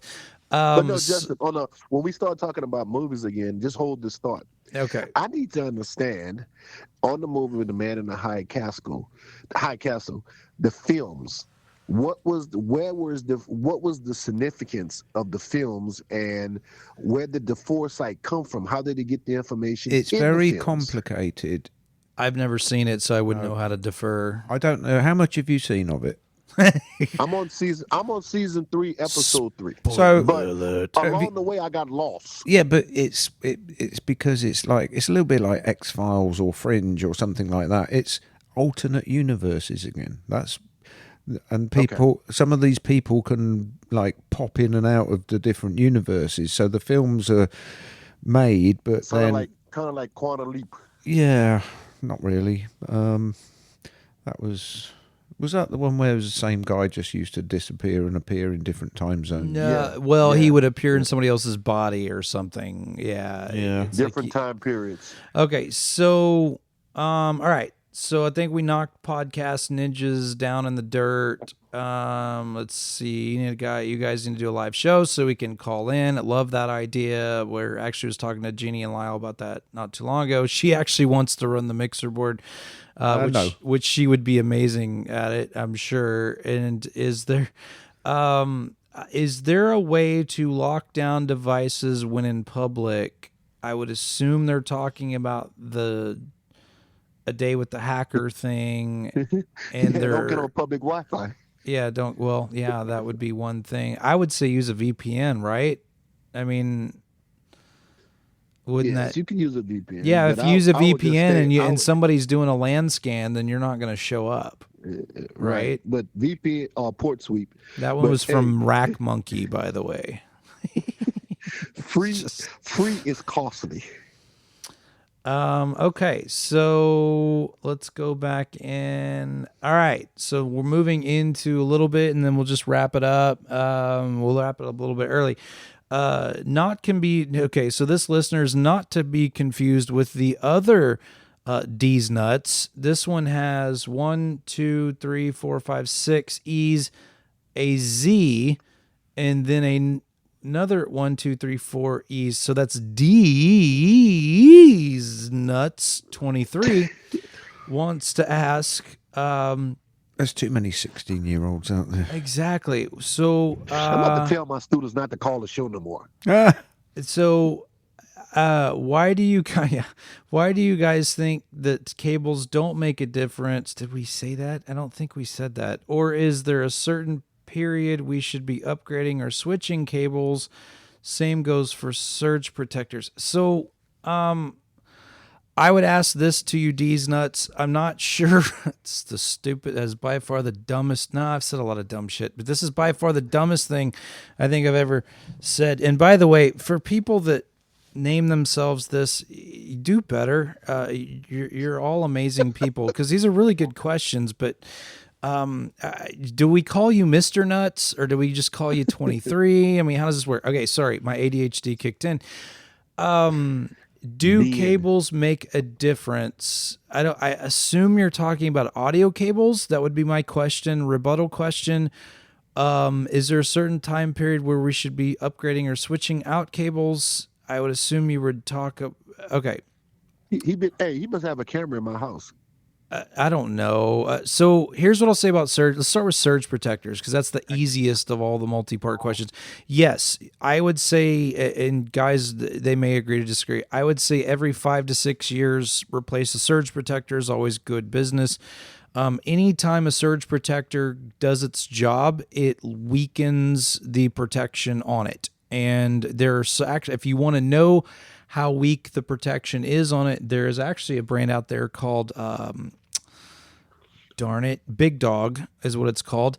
What I love about Big Dog products, key advertisement. No, what I actually love about Big Dog products is that they have replacement modules. When you get a surge, it tells you the lifespan and effectiveness of that module, and you can buy a new module for about $25 instead of spending another couple $100 on a surge protector. So I actually like that aspect of it. Let's address the elephant in the room. Won't you buy a So far, there isn't an elephant in the room. Do what? Won't you buy a surge protector that is properly sized for what you're trying to protect? So here's what I'll say to this. If you're rocking a monster power surge protector that's 20 years old, yes, it's probably time to replace it. If you're using a power center like a Furman, a Panamax, a Monster, anything that's 15 to 20 years old, yes, it's good business to replace such animals. The reason why is because the effectiveness of those things lessen when they do their job. And that's just what it is. The more they do their job, the weaker they get. It's good business to replace them every 5 to 7 years. Same goes with that. I would say the same goes with network switches too, unless you guys disagree with that. If you have a battery backup that has a built-in surge protector, you don't have to worry about how often you're going to have to replace them because it's going to tell you. Oh yeah, no, the battery's going to go beep beep at 3 a.m. when you don't want to see it. Exactly, and it will not reset. Byron, Ian is in rare form today. You have to see his T-shirt. You have to. It says Run CMD. And it looks like a Run DMC album cover. But it has a C prompt at the bottom. And a C prompt at the bottom. I love it. Justin, you said he was in rare form, and I had a visual that he was sitting in the podcast chair with no shirt on, like he was on the beach with sunglasses. And now I just need to chat GPT something like that. That just sounds amazing. He's like, oh, no. Okay. Run CMD. So why do you guys think cables didn't make a difference? So I don't know anybody on the show that didn't say they made a difference. I think you might be referring to it hits a certain price point where sugar water, snake oil, whatever you want to call it, starts taking place. Yes. Tell them about the activity I just went through this week. Yes, when you stole an amplifier and replaced it with cables that you purchased from somewhere else. Yeah, because I can't afford $100 for one cable. Okay, so we'll get to that. So all right. If you experience a power surge, then yes, it's probably good business to also replace your network cable if it takes out your network switch, or your HDMI cable if it takes down things downstream of that. That is a thing where it can actually short out patch cables, short out ports on network switches. If the port's shorted out, replace the patch cable. That's always good. But I've actually seen it where it has blown pins off of keystone jacks before and blown wire, when they get a bad power surge. So that's good business. And one thing on the network switch, this is an easy suggestion. A Netgear 16-port switch costs you about $100. Yep. But they have a lifetime warranty. So I suggest you buy two.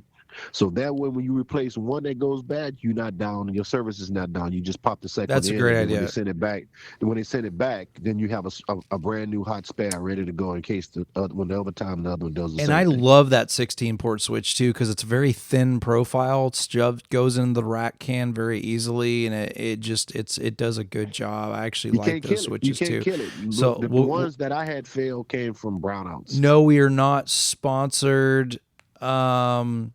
By Netgear. We are not sponsored by Netgear, but we do give it the TR seal of approval.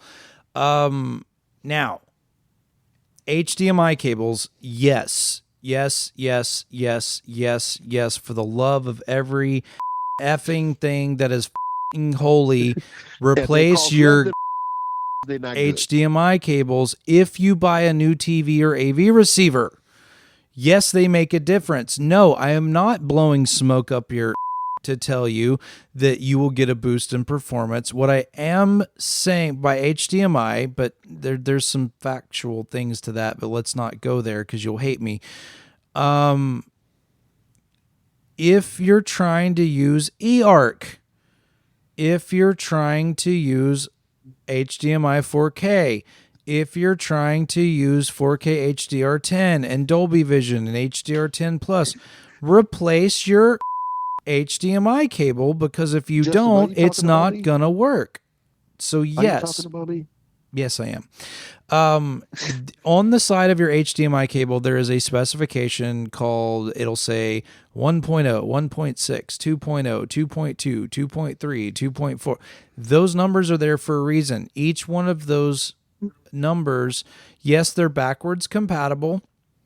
And sometimes there's a little bit of hiccups if you guys are trying to overachieve and you buy into the marketing BS that is 8K. Lena, Justin picking on me again. No.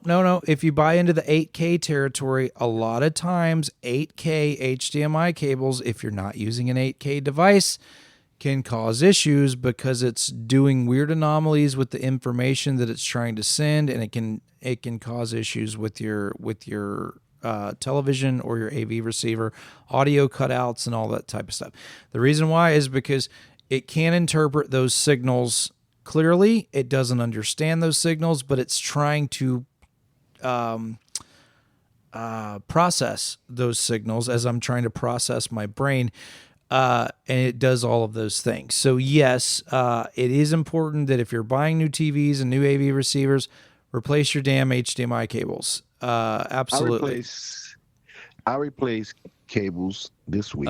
False. I replaced your cable. Oh, no, wait. You're talking about this week. I thought you were talking about your HDMI cables.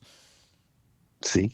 Lena, Justin picking on me again. Yes, I'm picking on you again. Oh, that's true. I replaced cables in my front two tower speakers and my center channel speakers. And according to my imagination, it made 110 to 20% difference. Now, I don't have a true A to B test, but according to my imagination, it just seems that way. Did you change the wires inside the speaker as well? Oh, you're gonna go there. Don't go there. Don't go there. There's According so many. me and a certain individual had this discussion for about 4 hours. Because my comment was, why should I run a 10 gauge cable to speaker terminals, and then you go from 10 gauge down to about 16 or 18? Would you like the gauge? Cliff's Notes version of that? No. Let's pass. Well, I'm gonna give it to you anyway. The Cliff's Notes version of that is because they design the links of those cables to create certain frequencies and tonality in speakers, and that is why. And that information, by the way, happy birthday, David Ellington, came from David Ellington, who actually works for Wilson Audio, and he builds speakers for a living. Wilson Audio makes some of the finest speakers on the planet, but also not sponsored by Wilson Audio. Silver. Yeah. Also, they pure silver. Yeah, pure silver wires that connects to a copper voice coil. Best conductor. So yes, for who was this one for?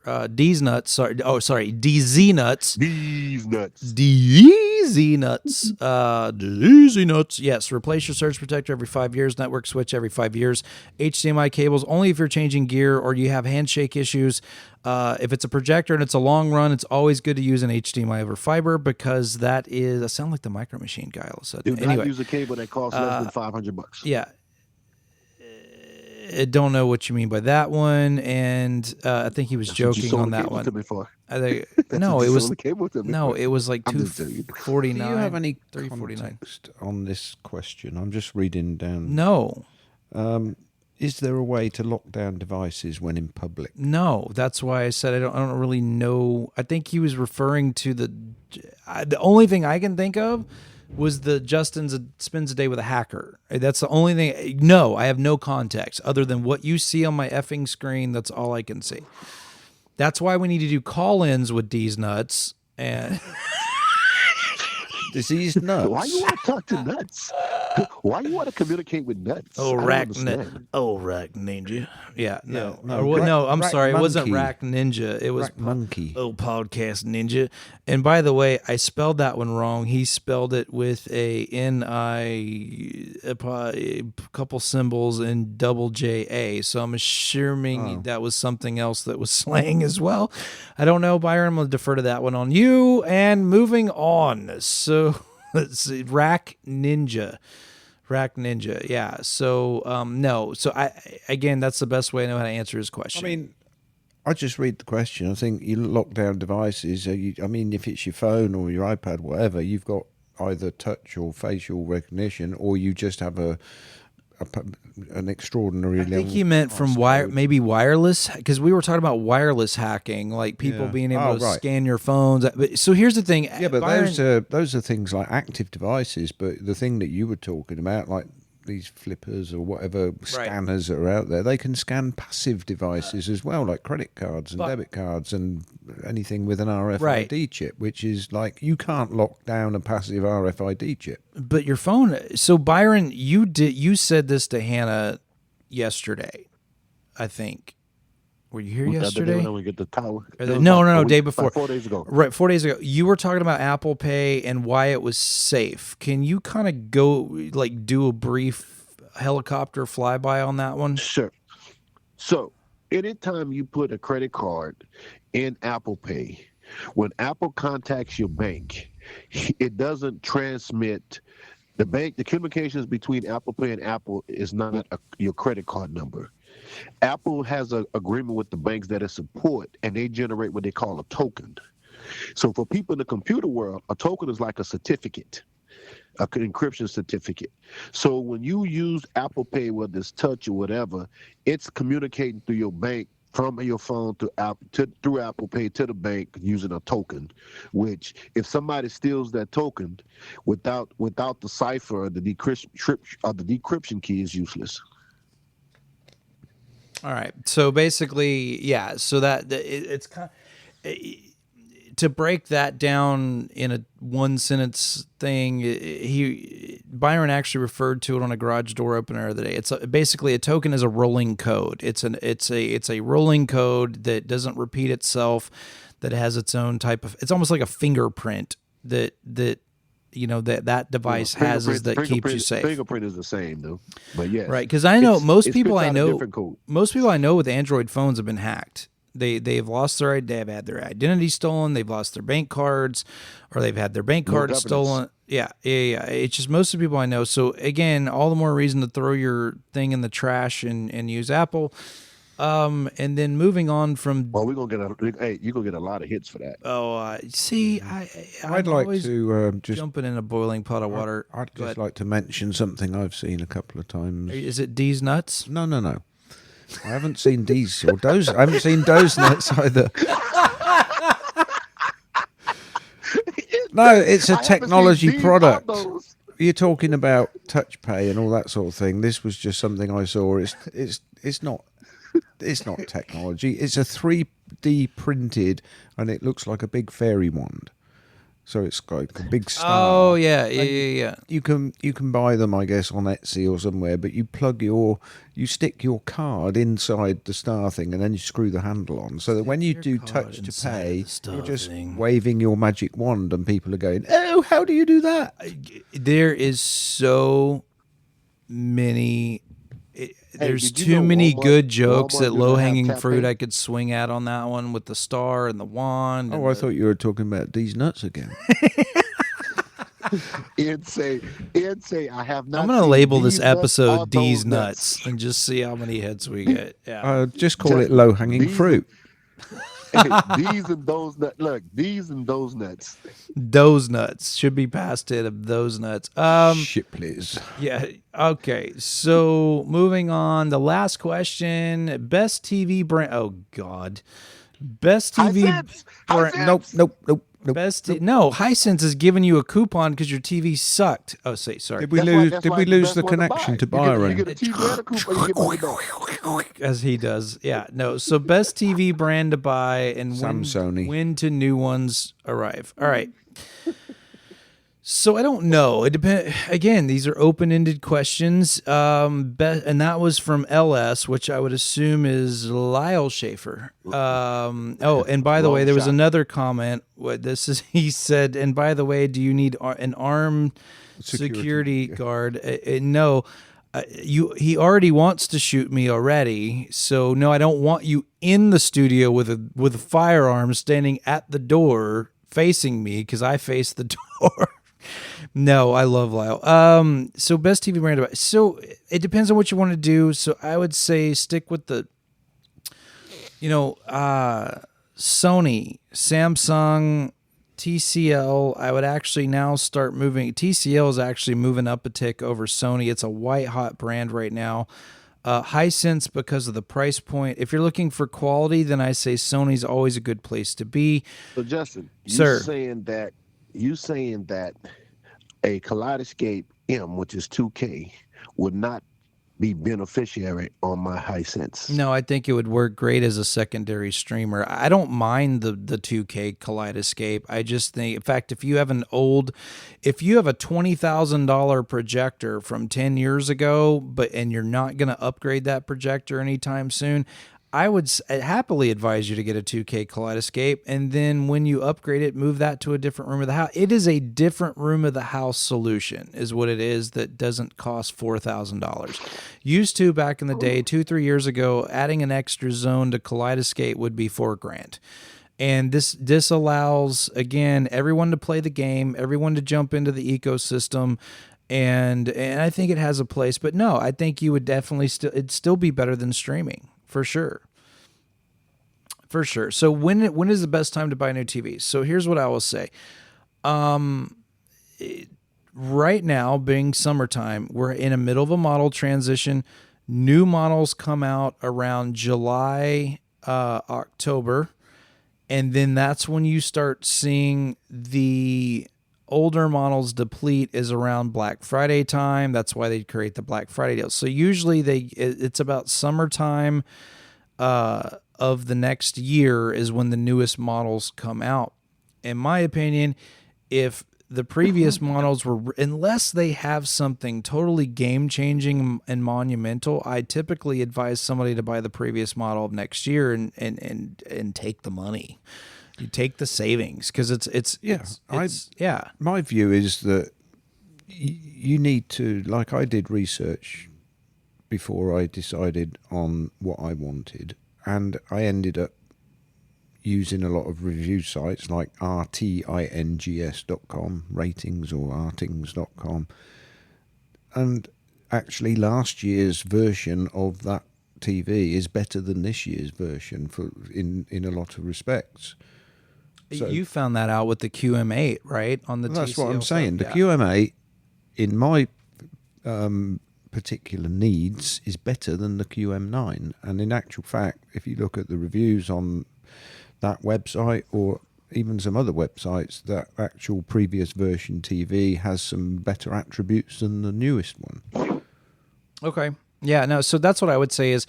but you need to know what your needs are. What if it's a TV? Again, it's kind of an open-ended question. Exactly. What size TV? What room's it going in? What are you going to do with it? Do you need it to be smart? Do you not need it to be smart? There's so many questions. Here's what we'll do off air. We're going to figure out a way to have a live episode, because I think. Why does it need to be live?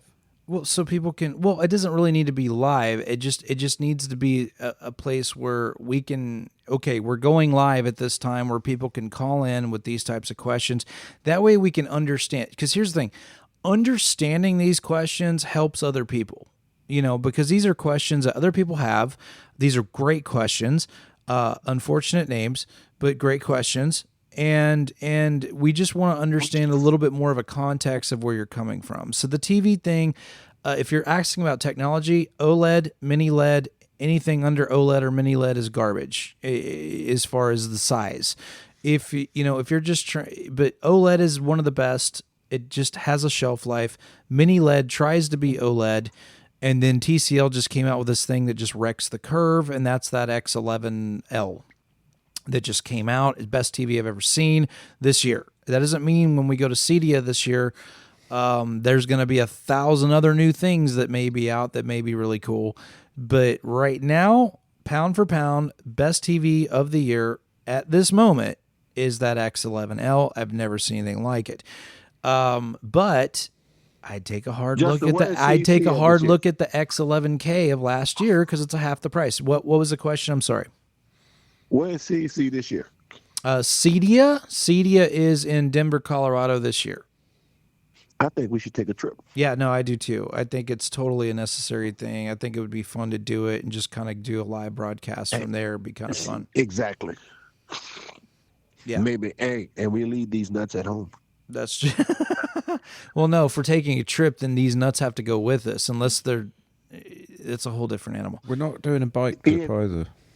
No, not a bike no, trip. oh no, I either. don't ride in the, I don't ride in the snow. In No, he doesn't ride any. Not gonna happen. I asked him the other day, man, it's a beautiful day to take your bike up. He goes, no.